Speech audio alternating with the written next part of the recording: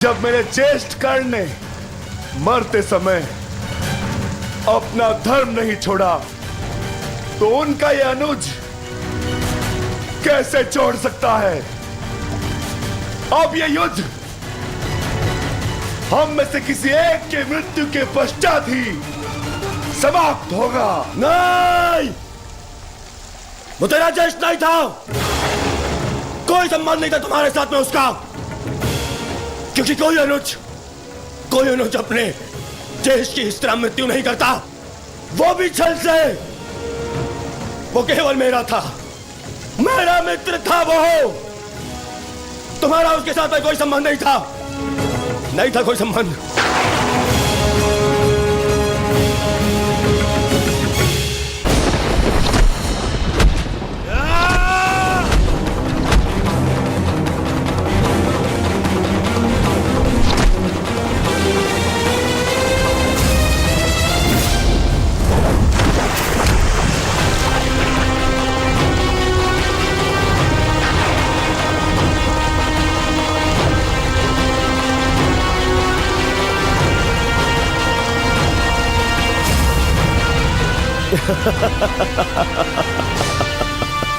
क्यों पांडवों, आनंद आ रहा है? अपने अनुज को ऐसे देखकर आनंद आ रहा है?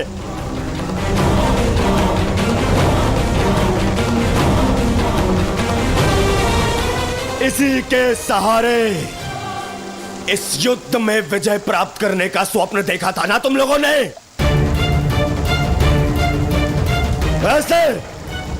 ऐसा दिलाएगा ये तुम्हें विजय? हाँ, देखो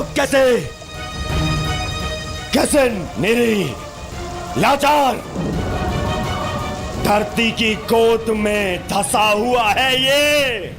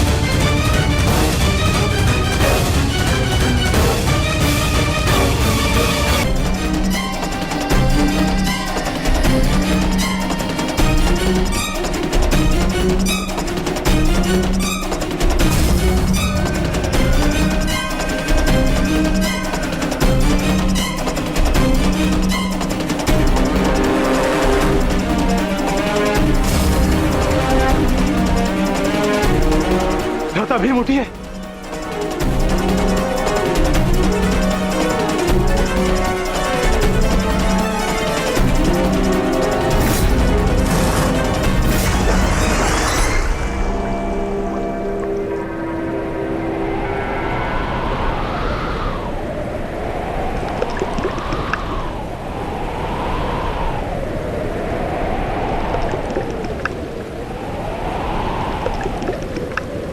उठिए भ्राता भीम, उठिए भ्राता भीम, उठिए भ्राता भीम।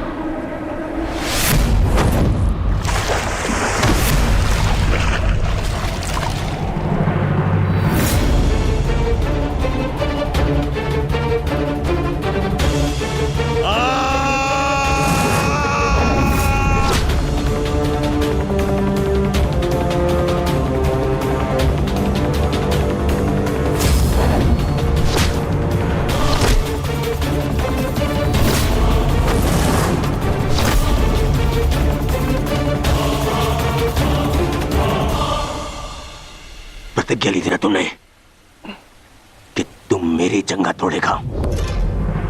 आज मैं प्रतिज्ञा लेता हूं, तुझे मारने के पश्चात, उन पांडवों का वध करने के पश्चात, उस 5 पतियों वाली पांचाली का पूरे कुरु सभा के बीच फिर से वस्त्रहरण करूंगा और अपनी इसी जंगा पर बिठाऊंगा।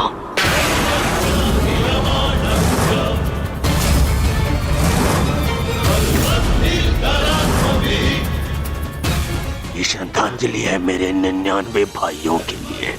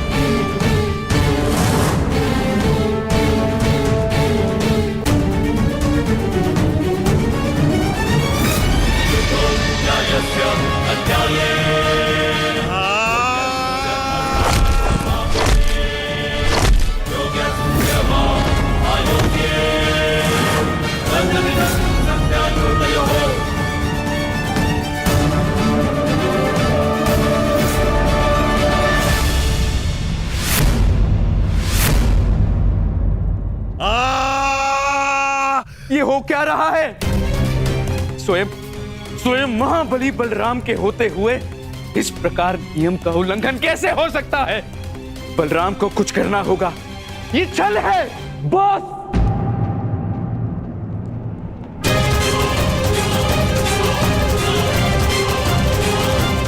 नियम भंग हुआ है।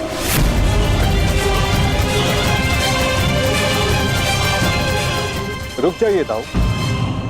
आपने कहा था कि जो नियम भंग करके विजय प्राप्त करेगा तो आप उसे दंड देंगे, किंतु अभी जय विजय का निर्णय नहीं हुआ है दाऊ। आप भीम को अभी दंडित नहीं कर सकते।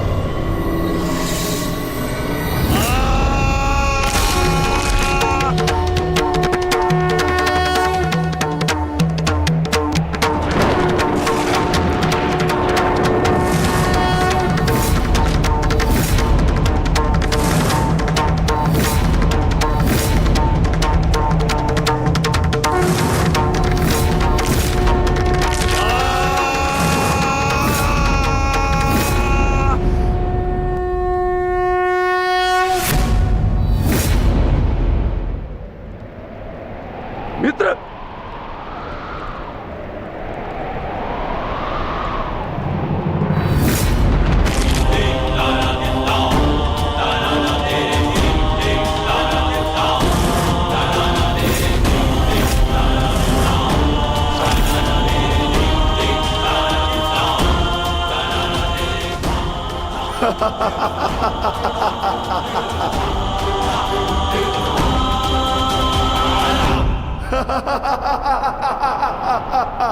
अंत हो गया, अधर्म का अंत हो गया।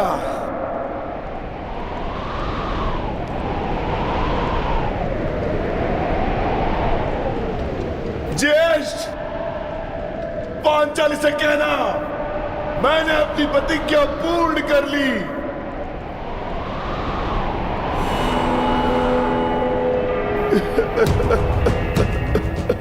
मैंने अपनी प्रतिज्ञा पूर्ण कर ली, पूर्ण कर ली, पूर्ण कर ली। ये 100 हाथी के बल वाला भीम 100 भ्राताओं का हत्यारा बन बैठा।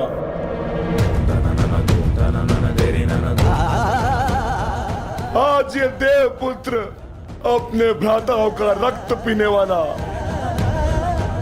राक्षस बन बैठा।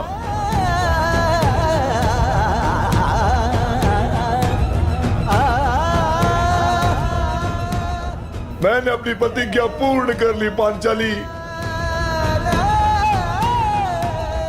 तुम्हारे अपमान का प्रतिशोध मैंने ले लिया। इस महायुद्ध में, इस महाभारत में मैं विजयी हो गया।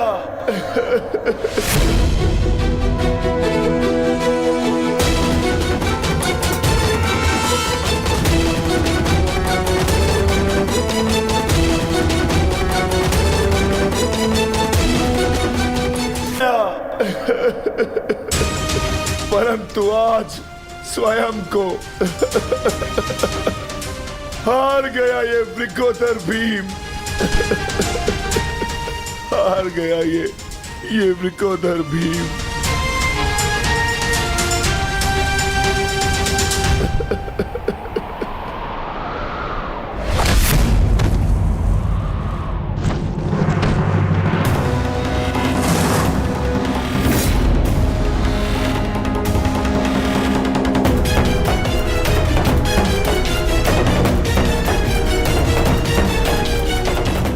मैंने कहा था ना भीम, यदि किसी ने नियम तोड़कर विजय पाई तो मैं स्वयं उसके प्राण हर लूंगा।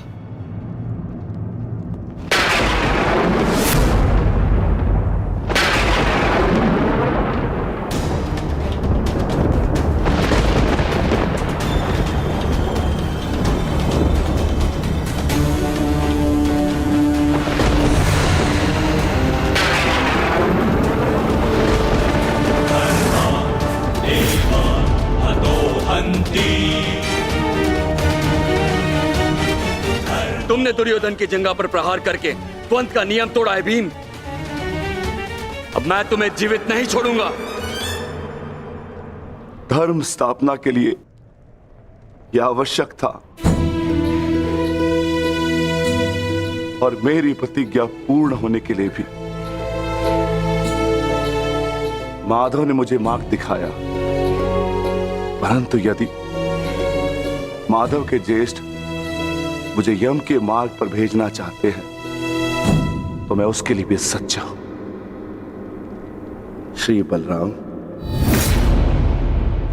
हाँ बलराम, अंत कर दो इस दुष्ट का। ये हत्यारा है। इसने मेरे 100 पुत्रों की निर्दयता से हत्या की है। जिन पांडवों ने मेरे वंश के वृक्ष की जड़ों को काटा है, काट डालो उनके वंश के वृक्षों को। ये क्या अनर्थ हो गया महादेव। आपके दिए गए वरदान के पश्चात भी ये माता अपने पुत्र, अपने दुर्योधन को उस कृष्णा के छल से नहीं बचा पाए। ये कैसा न्याय है आपका। इसने 100 पुत्रों के गर्वित पिता को पुत्रहीन कर दिया। इसने एक अंधे के सभी स्वप्नों को अंधकार में डाल दिया।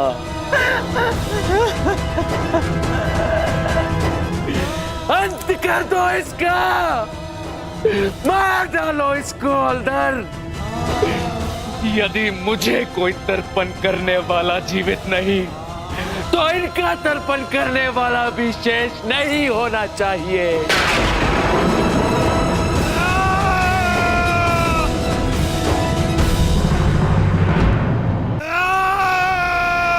एक क्षण रुक जाइए दाऊ।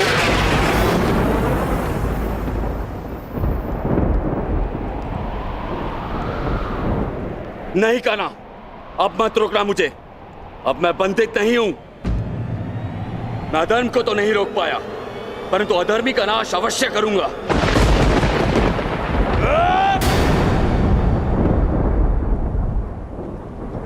किंतु अधर्म कहां हुआ है दाऊ?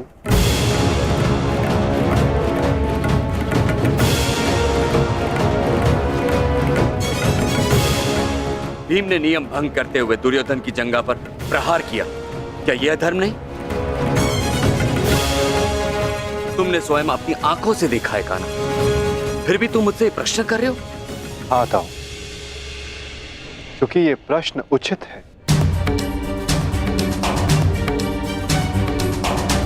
माना कि गदा युद्ध में कमर से नीचे प्रहार करना गदा युद्ध के नियमों के विरुद्ध है, परंतु गदा युद्ध तो तभी समाप्त हो गया था दाऊ, जब दुर्योधन ने भीम के हाथों से गदा गिरा दिया था।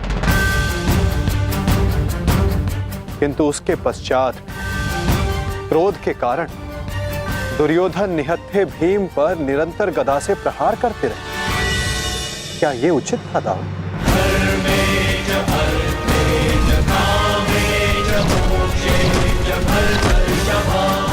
नियम तो दुर्योधन ने तोड़ा था,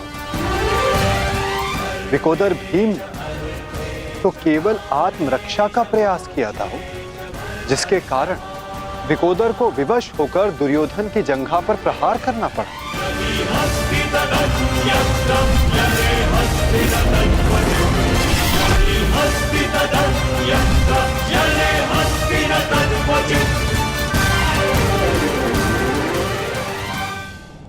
और दाऊ, स्मरण रहे, नियमों को भंग करना तो दुर्योधन ने प्रारंभ किया।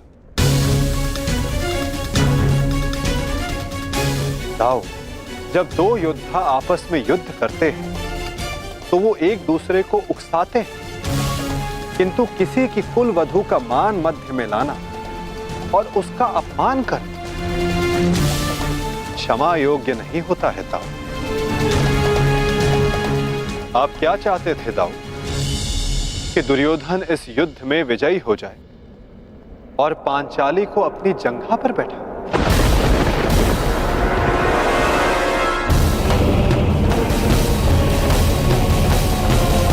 क्या चाहते थे दाऊ? कि दुर्योधन इस युद्ध में विजयी हो जाए और पांचाली को अपनी जंघा पर बैठा।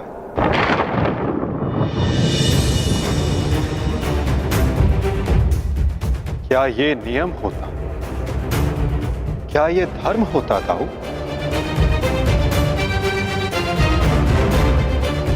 यदि ये दोनों युद्ध करना चाहते हैं तो करें।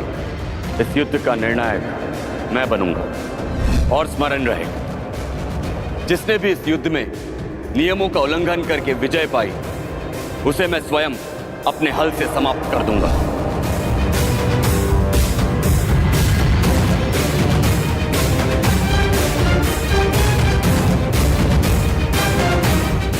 जो हुआ था वही नियति थी और वही धर्म के हित में की गई नीति था। और यदि फिर भी आपको ऐसा लगता है कि इस द्वंद्व में आपके समक्ष अधर्म हुआ है, तो सारे अधर्म की जड़ मैं हूं दाऊ।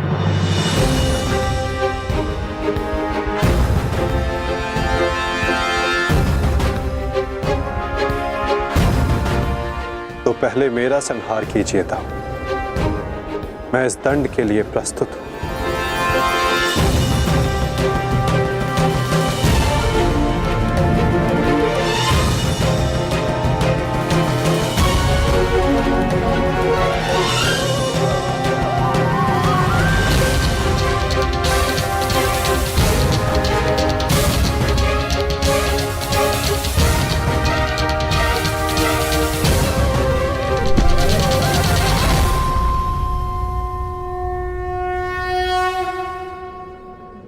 तुमने मुझे निरुत्तर कर दिया कान्हा।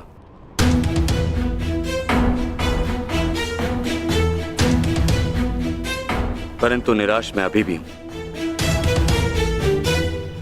भले ही दुर्योधन हार गया,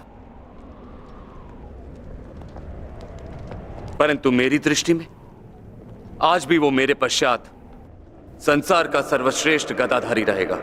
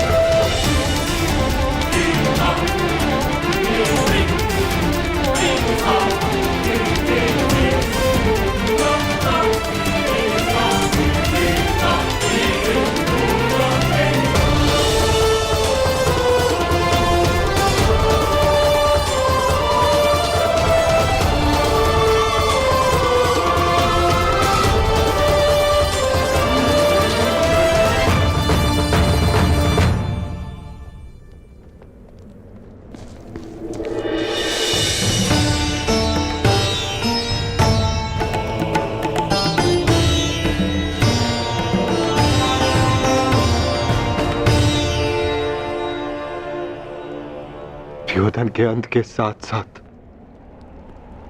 इस युद्ध का भी अंत हुआ वासुदेव। हम विजयी हुए। धर्म ने आज पुनः अधर्म पर विजयी पा ली। युद्ध समाप्त हो चुका है। चलिए सब शिविर की ओर चलते हैं।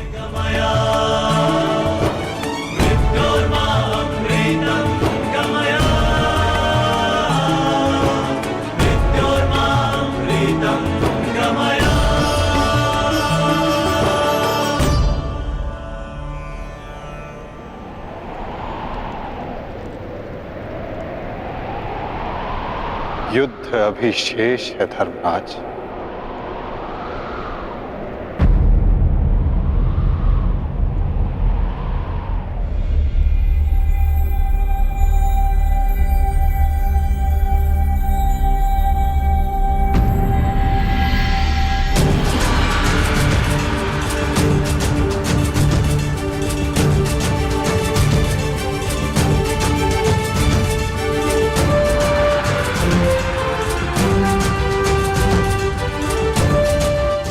पांचाली तुम सबकी प्रतीक्षा कर रही है। जाओ।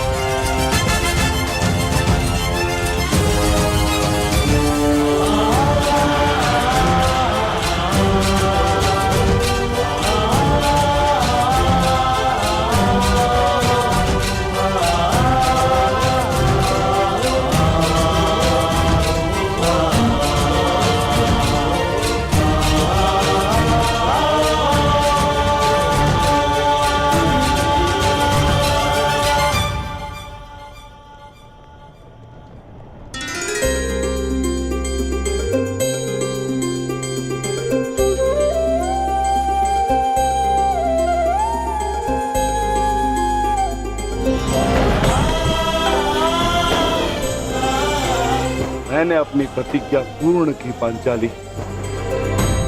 वचन के अनुसार मैंने 100 कौरवों का वध कर दिया।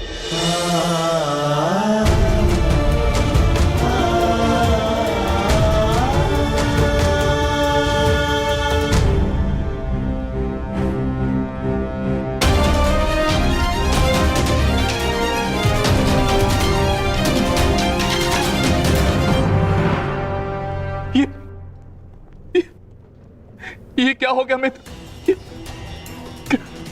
कृतवर्मा, देखो देखो मेरे मित्र की क्या दशा कर दी उन्होंने। ये सब उस वासुदेव का किया है। यादव हूं, परंतु गर्व है कि कौरवों के लिए लड़ा। और आज वासुदेव ने छल से दुर्योधन की जैसे छल से अंगराज कर्ण का वध करवाया वासुदेव ने।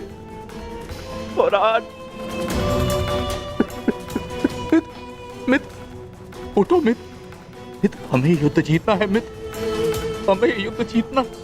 हमें पिताश्री और मित्र कर्ण की मृत्यु का प्रतिशोध लेना है मित्र।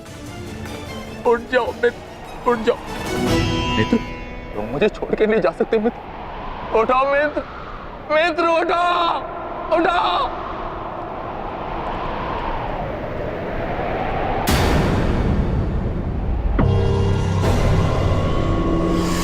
नहीं अश्वत्थामा,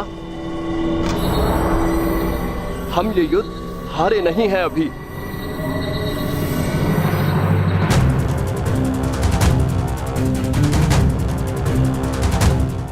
मित्र, मित्र तुम जीवित हो मित्र। साथ ही युद्ध अभिशेष, ये युद्ध अभिशेष है मित्र। हमें युद्ध जीतना है मित्र, हमें युद्ध जीतना है। उठो, उठो मित्र, उठो। हमें युद्ध समाप्त करना है मित्र। उठो, हम ये युद्ध जीतेंगे मित्र। उठो मित्र। नहीं अश्वत्थामा, मैं हिल भी नहीं सकता। मेरा पूरा शरीर निष्क्रिय हो गया है। नहीं मित्र, मित्र ऐसा मत कहो मित्र। तुम सब कुछ कर सकते हो मित्र। और तुम्हारा ये मित्र अश्वत्थामा, ये भी सब कुछ कर सकता है मित्र, सब कुछ कर सकता है। मुझे सौगंध है अपने पिता की, आपकी और मित्र कर्ण की मित्रता। मैं पांडवों से प्रतिशोध अवश्य लूंगा मित्र, अवश्य लूंगा। मुझे आज्ञा दीजिए, मैं पांचों पांडवों के शीश आपके समक्ष प्रस्तुत करूंगा मित्र। मुझे एक अवसर दीजिए, मेरा अभिषेक कीजिए मित्र। अब मैं ही आपकी सेना और मैं ही आपका सेनापति मित्र, मैं ही आपका सेनापति।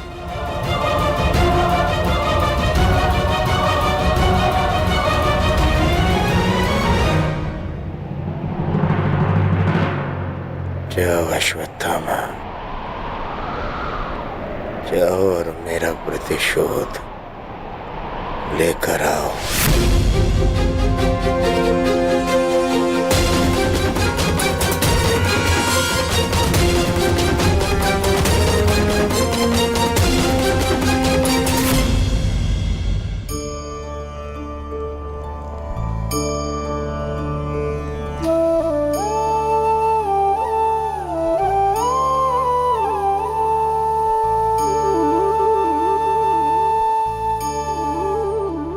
अब समय आ गया है सखी,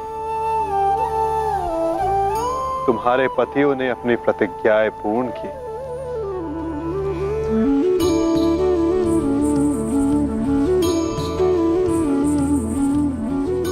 अब तुम अपना सम्मान वेश धारण कर सकती हो। चूड़ामणि धारण कर लो सखी।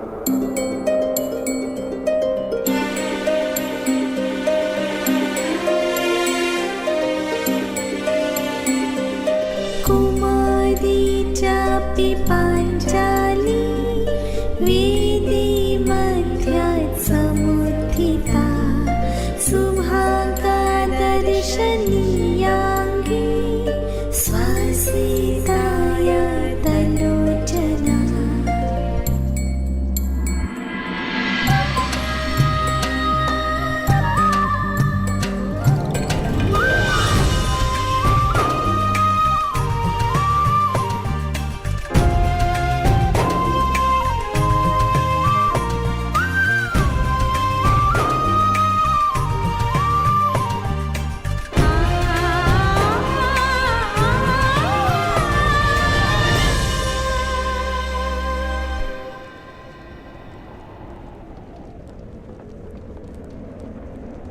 चलिए ज्येष्ठ, अब हमें चलना चाहिए। नहीं अर्जुन, ये राहुकाल का समय है। कल प्रातःकाल में प्रस्थान करेंगे। कृतवर्मा, हमें इसे संभव बनाना होगा। हमें ये युद्ध जीतना ही होगा।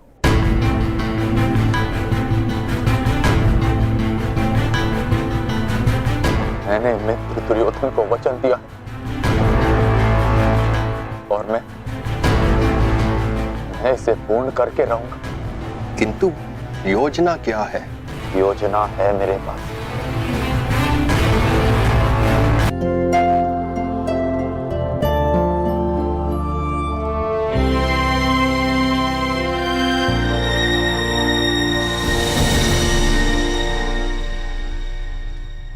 अंततः 18 दिन के पश्चात ये महासंहार समाप्त हुआ।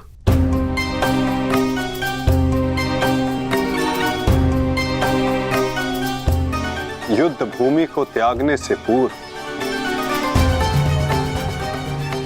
युद्ध को संपूर्ण नहीं समझा जाता धर्मराज।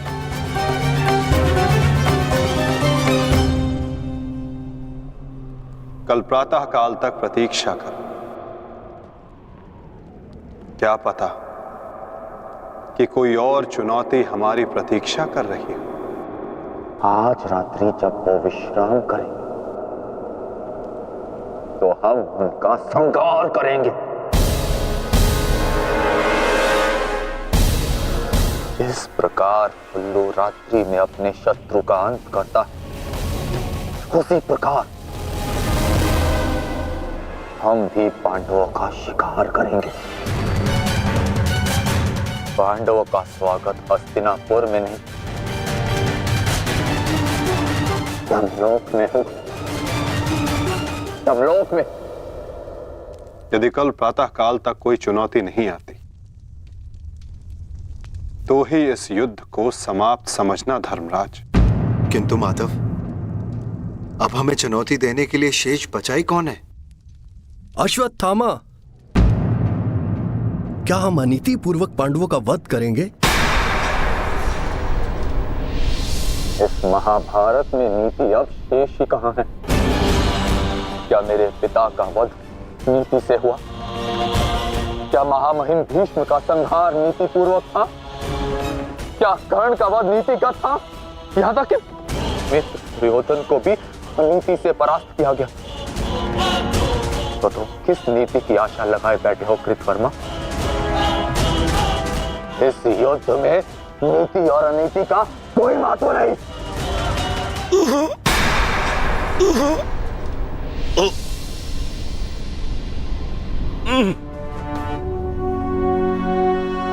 महत्व है तो केवल विजय का। महत्व है तो केवल प्रतिशोध का।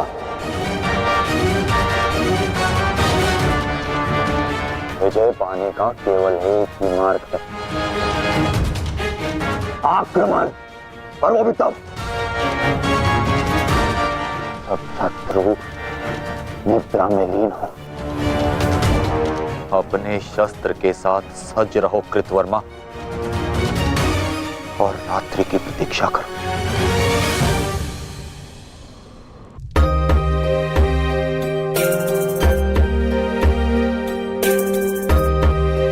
इस युद्ध में तुम सबके योगदान से हम गर्वित हैं पुत्र। इस युद्ध में तुम सबका प्रदर्शन प्रशंसनीय था। युद्ध अब समाप्त हो चुका है और भोजन के पश्चात तुम सबको विश्राम करना चाहिए। पुत्र ही क्यों, उनके पिता भी निश्चित होकर विश्राम करेंगे।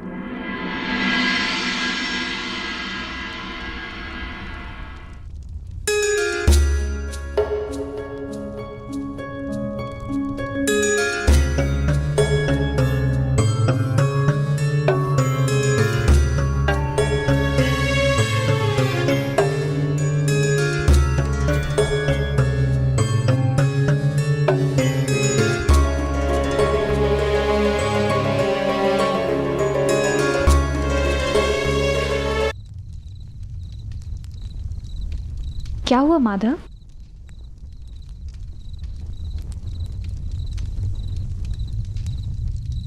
एक अग्नि की चिंगारी बुझते बुझते भी कुछ ना कुछ भस्म करने का सामर्थ्य रखती है सखी।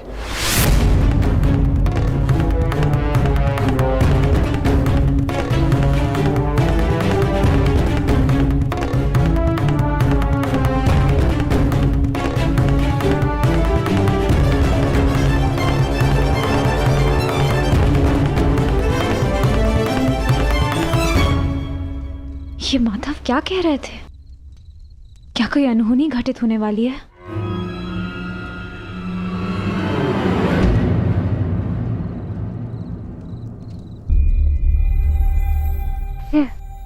क्या हुआ पांचाली? इतनी विचलित क्यों हो? आर्य, माधव की बातों से ऐसा प्रतीत हो रहा था जैसे ये युद्ध अभी समाप्त नहीं हुआ है। कुछ शेष है जो हमें हानि पहुंचाने के लिए सज्ज है।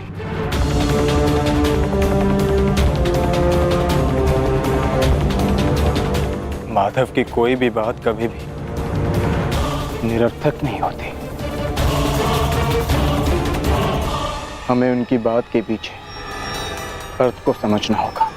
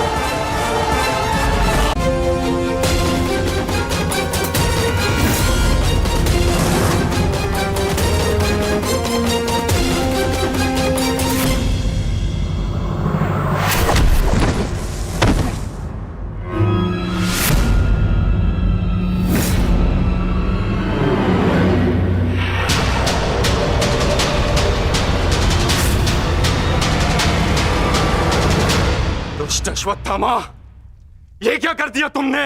धृष्टद्युम्न!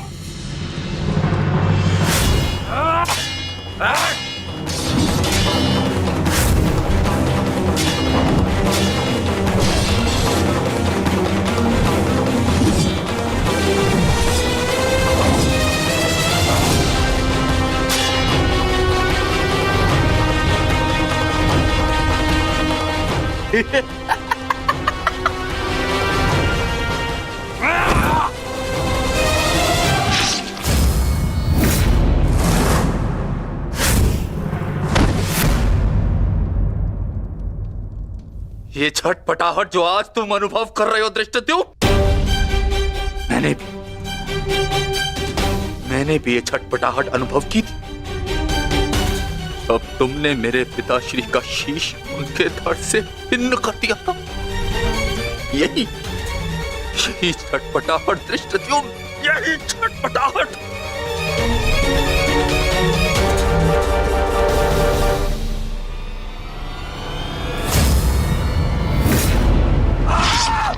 धृष्टद्युम्न, हटो हटाओ।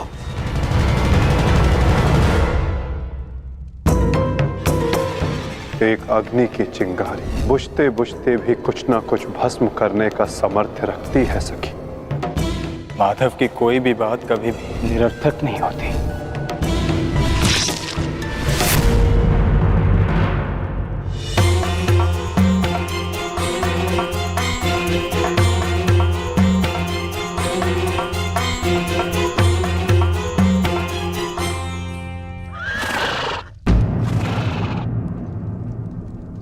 कौन है वहां?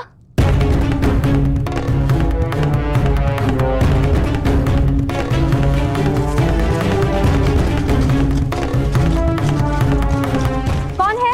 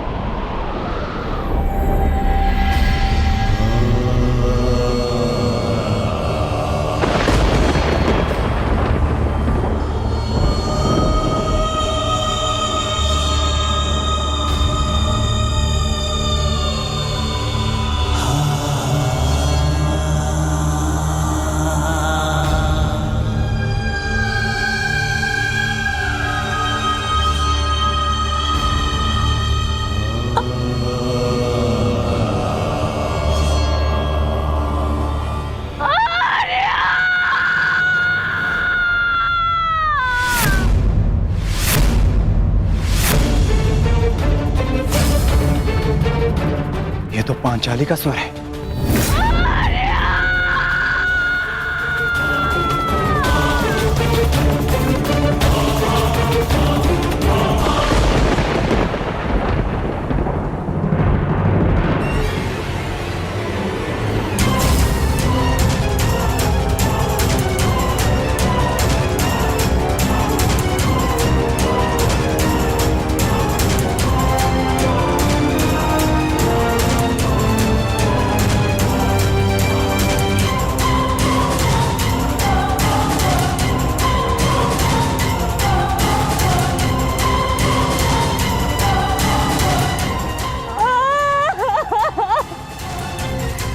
ये सब क्या हो गया?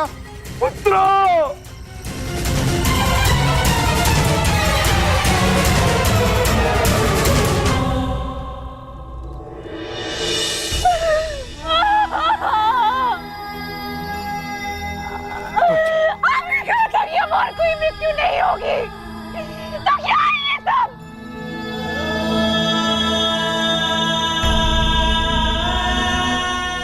आपने कहा था कि युद्ध समाप्त हो चुका है, तो मेरे किस बात का प्रतिशोध है?